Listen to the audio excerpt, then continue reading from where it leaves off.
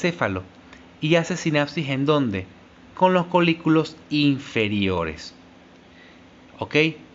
De los colículos inferiores también hace sinapsis, se puede cruzar otra vez, o sigue la misma vía hacia los colículos inferiores. Se encuentra a nivel del mesencéfalo. ¿Ok? Los colículos superiores van a controlar la vía visual, que eso lo veremos más adelante. O sea, más que todos los movimientos sacádicos, que más adelante vamos a definir los movimientos sacádicos. Luego, esta información a la tercera neurona, ¿verdad?, va a viajar y va a hacer sinapsis con los ganglios geniculados mediales. Y ese ganglio geniculado medial se encuentra a nivel del tálamo, en el diencéfalo.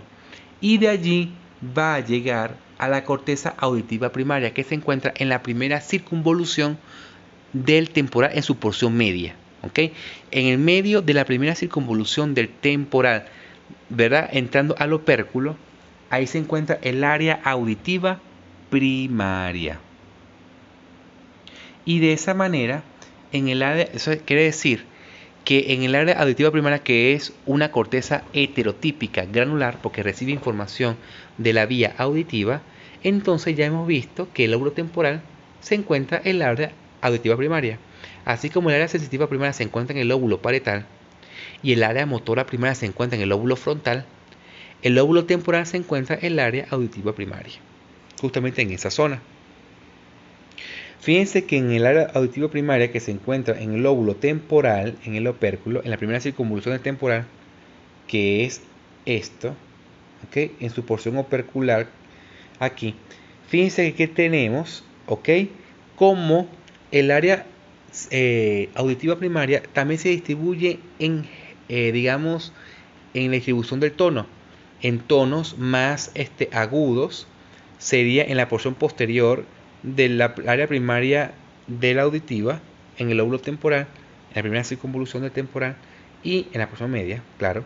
Y en la porción anterior tenemos los 500 Hz, o sea, más grave.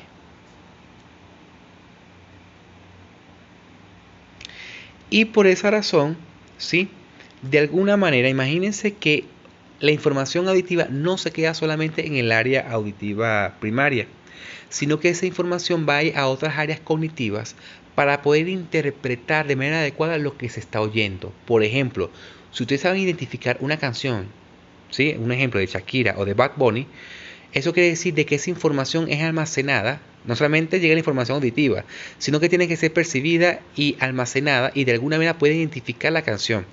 Que ustedes pueden identificar la voz de la mamá o de su mamá, la voz del papá, la voz del hermano, ¿sí?, sin ver físicamente a la persona. Eso quiere decir que esa información tiene que ser, digamos, guardada en las áreas cognitivas de memoria en el lóbulo temporal, y eso lo vamos a ver en Neurociencias 2. Entonces fíjense que aquí el área auditiva, todo lo que tiene que ver, ¿sí?, con la descompresión y compresión de lo que genera el sonido del violín.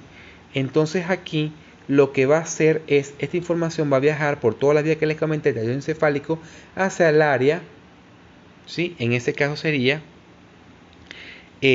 auditiva primaria, y esa puede pasar a otro lado o a otras áreas del cerebro, del áreas cognitivas ipsilateral del mismo lado o contralateral del hemisferio contrario, ¿sí? Y de esa manera puede ser percibida de manera adecuada la información auditiva. Ok, pasando a la segunda parte de la clase, vamos a hablar de gusto. El gusto, sí, los receptores del gusto se encuentran a nivel de la lengua. En la lengua existe un epitelio. Un epitelio es un conjunto de células que se unen entre sí. ¿Ok? Existe una clasificación de epitelios. Lo que sí quiero que vean que dentro del epitelio existe lo que sería la papila gustativa, que se encuentra aquí. Y esa papila gustativa es donde se encuentran los receptores gustativos. ¿Qué tipo de energía va a recibir la papila gustativa? Va a recibir una energía química, porque justamente los sabores están representados por química, energía química, por diferencia de concentración, por difusión. ¿Ok? Vamos a ver más adelante cómo hace para poder captar esa información química y transformarlos en potenciales de acción. Lo que quiero que vean aquí es que las células de las papilas gustativas que se encuentran aquí, ¿sí?, son receptores especializados. Al igual que los receptores auditivos, las papilas gustativas se encuentran receptores gustativos especializados que liberan neurotransmisores a estas neuronas, ¿sí?, que son las neuronas gustativas que van a viajar al tallo encefálico y luego van a viajar hacia la vía final, que sería la corteza cerebral, ¿ok?, para la interpretación del gusto. Entonces, por esa razón, es importante estudiar lo que representan los receptores especializados gustativos. Fíjense aquí. Aquí tenemos los receptores gustativos, ¿sí?, o células gustativas. Aquí tenemos las microvillosidades apicales de los receptores gustativos, y eso sería por fuera de la lengua, ¿ok?, en la boca como tal. Y luego estas células receptoras especializadas van a liberar su neurotransmisor a estas neuronas que representan las neuronas gustativas, y estas van a viajar al tallo encefálico y luego van a viajar hacia la corteza cerebral.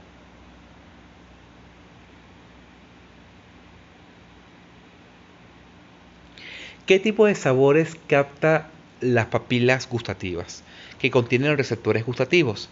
Tenemos el dulce, el salado, dulce, salado, amargo y umami. El umami es un gusto, ¿sí?, un tipo de gusto que es estimulado por aminoácidos, por el glutamato sódico.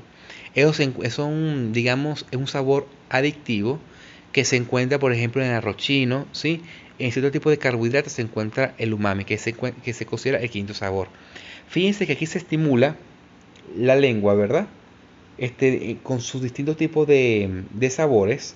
Y fíjense cómo aquí se activa, ¿verdad?, áreas corticales referente a la percepción gustativa, que se encuentra justamente en el lóbulo de la ínsula, en su porción posterior. O sea que la porción posterior del lóbulo de la ínsula es el área gustativa primaria, ¿sí?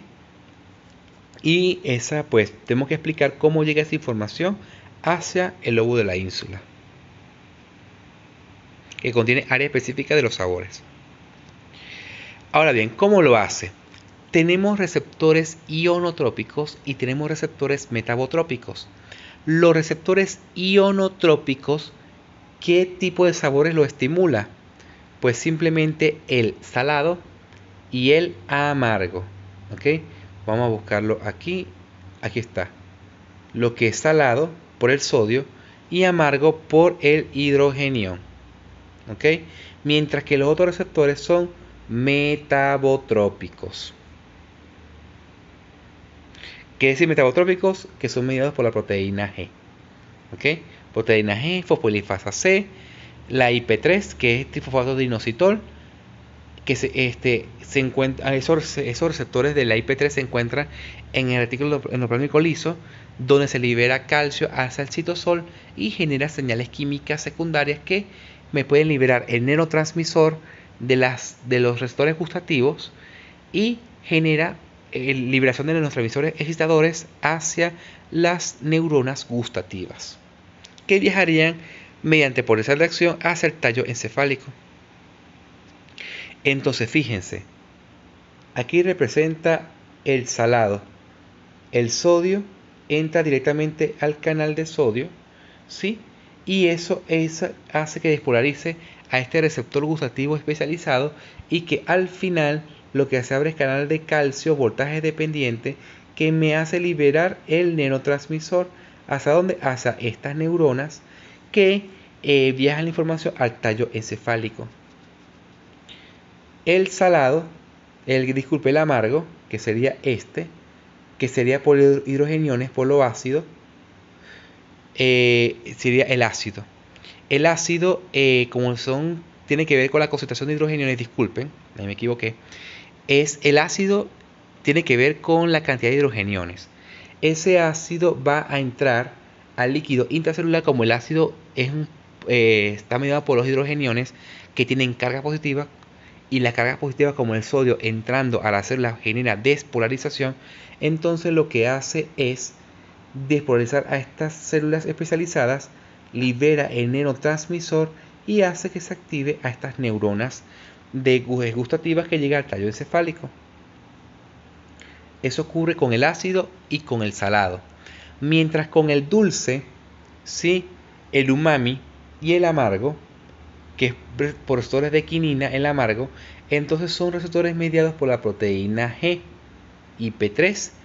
Aumenta el calcio intracelular, y ese calcio intracelular, aparte de la apertura de calcio voltaje dependiente, entonces entra calcio a ese receptor especializado que hace liberar el neurotransmisor, y aquí se activa a esta neurona gustativa y envía la información al tallo encefálico. Entonces, una vez que se active esos sabores a esos receptores gustativos, ¿sí?, y libera el neurotransmisor excitador a los nervios gustativos, esos nervios gustativos representan a estos nervios craneales: el séptimo, el noveno y el décimo nervio craneal. Ya saben ustedes lo que significa un nervio craneal. La diferencia entre el séptimo y noveno: el séptimo son los 2/3 de la lengua inerva, recibe la información, y el noveno recibe el tercio posterior de la lengua, y el décimo a través de la faringe. Entonces esa información llega al tallo encefálico a través de ¿dónde? De esta estructura que se llama núcleo del tracto solitario, que se encuentra en el tallo encefálico, a nivel entre el bulbo raquídeo y la protuberancia. ¿Ok? O sea que el núcleo del tracto solitario recibe información del séptimo, del noveno y del décimo nervio craneal, de la información gustativa. Allí se va a decusar, ¿ok? Va a cruzar de un lado a otro, ¿verdad? Y la segunda neurona, ¿no?, porque es sinapsis aquí en el núcleo del tracto solitario, y luego asciende hacia el tálamo, hacia el núcleo ventroposteromedial del tálamo. Acuérdense que el núcleo ventroposterolateral del tálamo envía la información sensitiva de la médula espinal, mientras que el núcleo ventroposteromedial del tálamo recibe información de la vía gustativa a través del tracto solitario. Y de allí la tercera neurona va a viajar del tálamo hacia el área gustativa primaria, que se encuentra ¿en dónde? En el lóbulo de la ínsula, en su porción posterior. Entonces, aquí en el núcleo ventroposteromedial del tálamo viaja la información ¿hacia dónde? Hacia el área gustativa primaria, que se encuentra en el lóbulo de la ínsula, en su porción posterior. ¿Ok? Aquí tenemos como en los nervios craneales séptimo, noveno y décimo, ¿verdad?, viaja la información hacia el núcleo del tracto solitario. Acuérdense que también esos núcleos son los núcleos del séptimo nervio y décimo nervio craneal, que se encuentra en el tracto solitario. Los cuerpos neuronales de la primera neurona son neuronas pseudomonopolar, ¿ok?, que se encuentran en los distintos núcleos del séptimo, noveno y décimo nervio craneal. Acuérdense que el séptimo, eso quiere decir que envía una información sensorial de la vía gustativa por vía aferente, y por vía eferente el séptimo nervio craneal va a inervar la información motora, la contracción de la mímica facial o de los músculos de la mímica facial. Bueno, eso es todo con respecto a la clase de la vía auditiva y de la vía gustativa. Cualquier duda o pregunta será aclarada en clase presencial.